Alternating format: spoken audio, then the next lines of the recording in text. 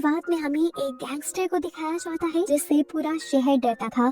पर अब जैसे उसकी हुकूमत खत्म होने वाली थी, क्योंकि शहर में एक और गैंग भी उभर आया था जो तेजी से अपनी दहशत फैला रहा था। बॉस को ये बात सुनकर इतना गुस्सा आया कि वो ये बात सुनाने वाले के मुंह में छुरी रखकर उसका मुंह ही एक तरफ से चीर देता है। इसी गैंगस्टर के घर के बाहर अब हम सगाटा को देखते हैं जो पाइप से टेरेस पर चढ़कर धड़ाधड़ इस गैंगस्टर के आदमियों के साथ फाइट करके उन्हें मारने लगा। फिर उसने अधमरे बॉडीगार्ड को पकड़ा और सीढ़ियों से ऊपर चढ़ते हुए गार्ड्स पर गिरा दिया, जिससे सबके सब ढेर हो गए। अब तक गैंगस्टर को भी हमला होने की खबर मिल चुकी थी। वो इस सिचुएशन से भागने के लिए जान बचाकर गाड़ी में आता है तो देखता है कि ड्राइवर पहले से ही मारा जा चुका था। उसने अब कमरे में आकर अपने ड्रॉ से गन निकाली, जब तक सगाटा भी घर के अंदर आ गया। उसे रोकने के लिए इस गैंगस्टर का राइट हैंड उससे फाइट शुरू कर देता है और अपने सामने आने वाली हर चीज से सगाटा के ऊपर वार करते हुए उसे रोकने में कामयाब भी हो जाता है। अब उसने सगाटा का किस्सा ही खत्म करने के लिए एक नुकीली चीज भी उठा ली और सगाटा को नीचे गिरा दिया। इससे पहले कि वो सगाटा को स्टैप करता, सगाटा ने पास पड़ा एक चाकू उठाया और उसका हाथ ही काट डाला और फिर गया उसके बॉस के पीछे जो गन ताने खड़ा था। सगाटा के सामने आते ही उसने धड़ाधड़ गोलियों से उसे भून डाला। ये तो देखा ही नहीं कि गोलियां उसने हड़बड़ी में अपने ही आदमी पर चला दी थी जिसे सगाटा ने अपनी शील्ड बनाया था। और अब सगाटा उस पर हमला करने के लिए बढ़ता है और गोली चलाकर आदमी को मारकर पूरे गैंग का किस्सा ही तमाम कर देता है। गैंग का बचा अब एक बंदा पीछे से सगाटा के ऊपर हमला करने वाला था, जिसके बारे में सगाटा नहीं जानता था। वो सगाटा को मारता इससे पहले ही पीछे से कोई उसके ऊपर ही गोली चला देता है। देखने को मिला कि ये फौजीटा था जिसके लिए सगाटा काम करता था। उसकी एक सिक्योरिटी एजेंसी थी और वो सगाटा को हायर करके ऐसे ही गैंग्स को खत्म करवाया करता था। लेकिन आज सगाटा रिटायरमेंट ले रहा था क्योंकि उसने फैसला कर लिया था कि वो अब अपना बचा हुआ टाइम अपनी फैमिली के साथ गुजारेगा। जबकि फौजीटा उसे कहता है अभी तुम्हें मिशंस करने की जरूरत है, लेकिन वो सुनता नहीं और अपने घर आ जाता है। घर आने पे देखा कि उसकी एक छोटी सी फैमिली थी, लेकिन ये लोग खुश थे। उसकी बेटी और वाइफ। उनसे मिलने के बाद वो जब शॉवर लेने गया तो उसे बाहर से कुछ अजीबोगरीब आवाजें आई। बाहर आकर देखा तो एक पूरा गैंग उसकी बेटी और वाइफ को हॉस्टेज बनाकर बैठा था। इस पूरे गैंग ने मास्क लगाए हुए थे तो सगाटा इन्हें पहचान नहीं पाता, लेकिन गैंग का लीडर इनसे कहता है तुमने बड़ा अच्छा काम किया, ये होजा गैंग को मारकर हमारे लिए काफी आसानी कर दी। अब पूरे शहर में बस हमारा ही बोला होगा, लेकिन अब हमें एक ही बंदे से मसला है। तुम समझ रहे हो ना, जिसने यहूजा गैंग को खत्म कर दिया वो हमारे गैंग को भी तो खत्म कर सकता है। तो मैंने सोचा उससे पहले मैं उसी का काम तमाम कर देता हूँ। बॉस के कहते ही एक आदमी सगाटा की बेटी रियो को पकड़ लेता है, जिसे देखते ही सगाटा को गुस्सा आ जाता है और वो उसके ऊपर वार कर देता है। और सगाटा को वार्न करने के लिए यहाँ से एक दूसरा गैंगस्टर उसके टेबल पे पड़े बॉस को शूट करता है ताकि सगाटा को पता चले कि उसकी फैमिली को हॉस्टेज बनाया गया है। सगाटा ने जैसे ही उसकी वार्निंग को देखते हुए अपने आप को लड़ाई से रोका तो अब गैंगस्टर्स उसे मारने लगे। अपने डैड को बुरी हालत में देखकर रियो उनसे कहते भी है प्लीज मेरे डैड को छोड़ दें, लेकिन ये लोग एक नहीं सुनते। सगाटा की वाइफ भी रो रही थी, जिसके रोने से ये गैंगस्टर बहुत ज्यादा डिस्टर्ब हो जाता है और गोली चलाकर उसका किस्सा ही तमाम कर देता है। इससे पहले कि वो सगाटा की बेटी रियो को गोली मारता, सगाटा ने रियो से यहाँ से भाग जाने को कहा, लेकिन गैंगस्टर ने उसकी बेटी के ऊपर भी गोली चलाकर उसे मार दिया और यहाँ सगाटा बिल्कुल टूट गया। इसके बाद इन्होंने सगाटा को भी गोली मारी और ये गैंग यहाँ से इस तरह निकल गया कि किसी को पता नहीं चला कि इस पूरी फैमिली को मारने वाला कोई गैंग है। मर्डर साइट पर जब पुलिस आई तो उनको ऐसा ही लगा कि किसी पागल आदमी ने अपनी फैमिली को मारकर फिर खुद सुसाइड कर ली और यही खबर टीवी में चला दी गई। वक्त गुजरता है और 12 साल बाद हमें शहर के मेयर सोनू हारा को दिखाया जाता है। एक प्रेस कॉन्फ्रेंस में वो बता रहा था कि किस तरह उसने शहर की डेवलपमेंट की, किस तरह उसने इस क्राइम से भरे हुए सिटी को एक प्रोग्रेसिव सिटी में बदल दिया। उसकी बात सुनकर एक रिपोर्टर यहाँ आता है और उसे बताता है कि आप शायद गलत कह रहे हैं, पिछले 10 सालों में भी बहुत से लोग यहाँ पे गायब हुए। उस आदमी के गायब होने के बारे में क्या ख्याल है जो अपना रिजॉर्ट बना रहा था और उसके रिजॉर्ट की जगह पर आपका मॉल बन गया? फिर सोनू हारा ने कहा ये सारे रूमर्स हैं मुझे बदनाम करने के लिए। हालांकि उसके पास सबूत भी थे, लेकिन सोनू हारा ने बोल बोलकर उसकी सारी बातों को ही बिठा दिया। दूसरी तरफ हमें दिखाया गया कि सगाटा द हीरो अभी भी जिंदा है, लेकिन बहुत ही बुरी कंडीशन में है। वो पैरालाइज्ड है, बोल नहीं सकता, चल नहीं सकता, यहाँ तक कि कुछ भी नहीं कर सकता। उसका ख्याल वो चीता लिखवा रहा है जिसके लिए पहले स्काटा काम किया करता था। रूटीन यूं ही चलती रहती है। स्काटा का सारा काम एक दूसरा आदमी करता है, उसे वॉक पे लेके जाता है, खाना खिलाता है और वापस घर लेकर आता है। एक दिन जब वो वॉक के बाद स्काटा को वापस घर लेकर आ रहा था तो एक आदमी ने आते ही स्काटा के ऊपर हमला कर दिया और उसके बाजू के आर पार चाकू कर दिया। वो बंदा जो स्काटा का ख्याल रख रहा था वो डर गया। हमें पता चला कि ये याहूजा गैंग का वो आदमी था जिसका हाथ स्काटा ने काट दिया था और वो अपना बदला लेने के लिए यहाँ आया था। लेकिन अब स्काटा तो उस हाल में था ही नहीं कि कोई इससे बदला ले। दूसरी तरफ हमें दिखाया गया जो रिपोर्टर सुबह सुनोहारा के सामने उसके क्राइम रख रहा था, वो अभी भी उसके क्राइम की इंफॉर्मेशन एक आदमी से ले रहा है जिसका मुंह याहूजा गैंग के लीडर ने मूवी के स्टार्ट में ही काट दिया था। उससे शहर में होने वाले हर क्राइम का पता था। वो उसे एक्सप्लेन करता है कि कैसे सुनोहारा को अपने रिसोर्ट और मॉल्स के लिए लाइसेंस मिला। ये सारी चीज रिपोर्टर लिख ही रहा था कि इतनी ही देर में किसी ने उनकी गाड़ी का शीशा तोड़ दिया। आदमी मास्क पहने हुए था। उसे देखकर रिपोर्टर गाड़ी से निकलकर भागने की कोशिश करता है पर हार जाता है और पकड़ा जाता है। यहाँ दूसरे मास्क पहने आदमी ने इंफॉर्मेशन देने वाले आदमी को भी पकड़ लिया और गन उसके मुंह में रख के शूट करके उसे मार डाला। सीन कट होकर फौजीता को दिखाया गया जिसे पास्ट की मेमोरीज आ रही थी। उसे आज भी याद था कि स्काटा की फैमिली के बारे में उसी ने उस गैंग को बताया था जिस गैंग ने स्काटा की फैमिली को मार दिया और इस चीज का उसे आज तक रिग्रेट था। इसीलिए तो वो स्काटा का बहुत ख्याल रखता था। यहाँ पर एक पुलिस ऑफिसर हॉस्पिटल में एडमिट स्काटा के पास पहुँचता है और उस पर पहरा देने वाले ऑफिसर्स को किसी काम से भेजकर उसके पास आ जाता है। यहाँ आते ही उसने मास्क पहन लिया था। मतलब ये कि पुलिस ऑफिसर भी कीमनगामी गैंग का हिस्सा था जिसने स्काटा की फैमिली को मारा था और अब ये स्काटा को तमाम करने के लिए आया था। वो एक इंजेक्शन में जहर भरकर ड्रिप में डाल रहा था और स्काटा उसे देख रहा था। उसके अंदर गुस्से और बदले की आग थी जिसने उसके पैरालाइज्ड जिस्म में जैसे जान डाल दी। स्काटा ने अपनी ड्रिप उतारकर अपने आप को बेड से गिरा लिया, फिर इस आदमी को पीछे से पकड़ते हुए नीचे गिराया। लेकिन अभी वो ज्यादा ताकतवर नहीं था, इसीलिए गैंगस्टर के अगले वार से ही बेहोश हो गया। अब उतने में ही दूसरे ऑफिसर्स भी उसके पास आ गए, जिनमें से एक ने जब अपने सीनियर को मास्क पहने देखा तो सारी गेम वो समझ ही गया। अब वो उसका पोल न खोल दे, मास्क वाला ऑफिसर उसके मुंह पर पिल्लो रखकर उसे शूट कर देता है। दूसरे ऑफिसर ने अपने सीनियर को कुछ नहीं कहा क्योंकि वो भी एक गैंग का हिस्सा था, पर अब डॉक्टर ये सब कुछ देख चुका था, इसीलिए दूसरा आदमी डॉक्टर को पकड़कर मार देता है। इस मार धाड़ में इन्होंने स्काटा के ऊपर तो ध्यान ही नहीं दिया, जिसे अब होश आ गया था। उसने मास्क पहने ऑफिसर को पीछे से पकड़ लिया। उसका दूसरा साथी उसे बचाने के लिए आया तो स्काटा ने उसे बेड के पीछे धकेल दिया, लेकिन मास्क ऑफिसर के हमले से ना बचा। स्काटा ने उससे अपने आप को बचाने के लिए उसे नीचे गिराया और उससे पहले कि मास्क ऑफिसर कोई बैक हमला करता, बेडशीट का फंदा बनाते हुए स्काटा ने उसके गले में डाल दिया और जोर से दबाते हुए उसे जान से मार दिया। तड़पता हुआ मास्क ऑफिसर अपने पाँव चला रहा था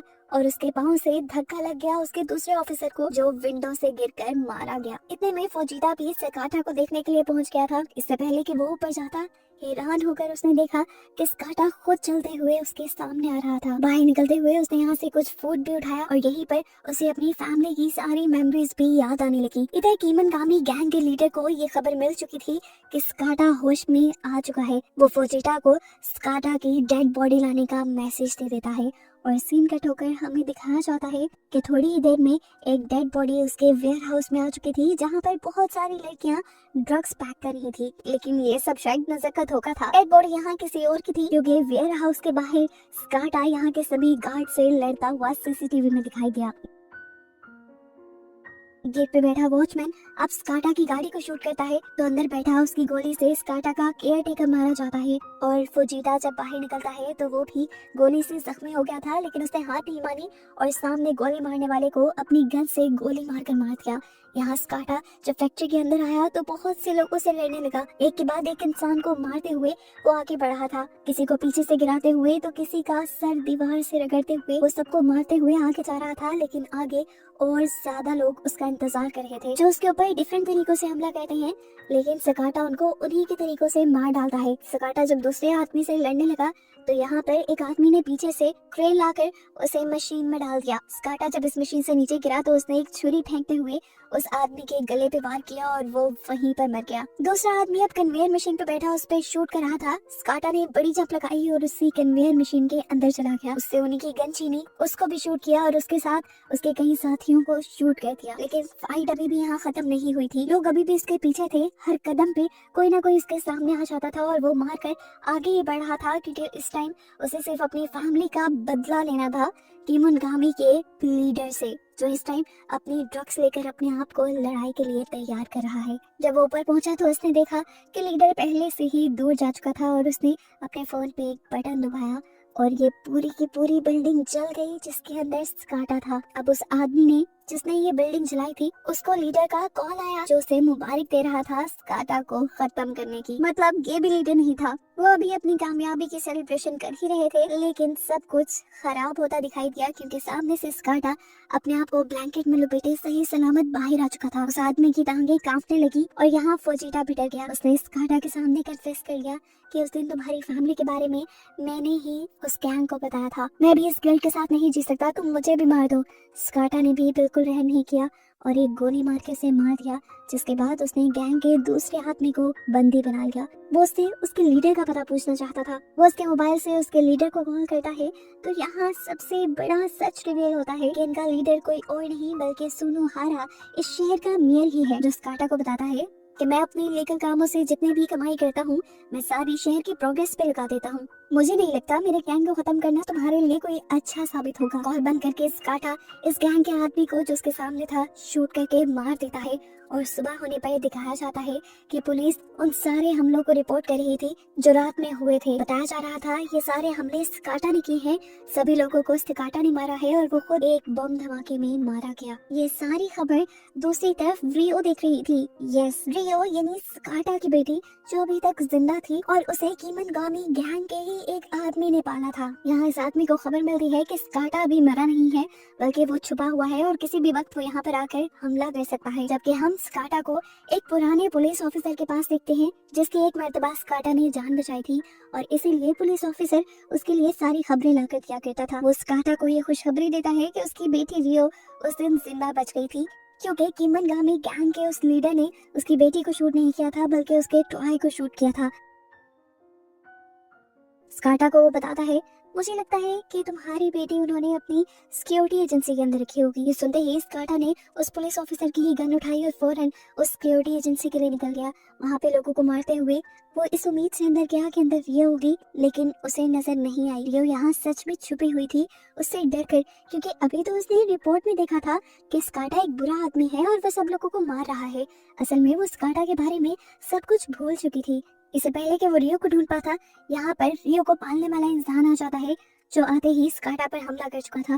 स्काटा भी पीछे मुड़कर उसे मारता है और रियो डरकर यहाँ से भागने लग जाती है। इन दोनों की तगड़ी लड़ाई होती है। वो गैंगस्टर स्काटा को गन से शूट करने की कोशिश करता है, लेकिन स्काटा उसकी गन का हमला दूसरी तरफ मोड़ देता है। तो वो आदमी अपने पास पड़ा एक बॉस स्काटा के सर पे मार के अपने आप को बचा लेता है और अब उसकी बेइज्जती करना शुरू करता है। जब ये आदमी बोला तो स्काटा को उसकी आवाज पहचान में आ गई कि ये वही आदमी था जिसने उसकी वाइफ को मारा।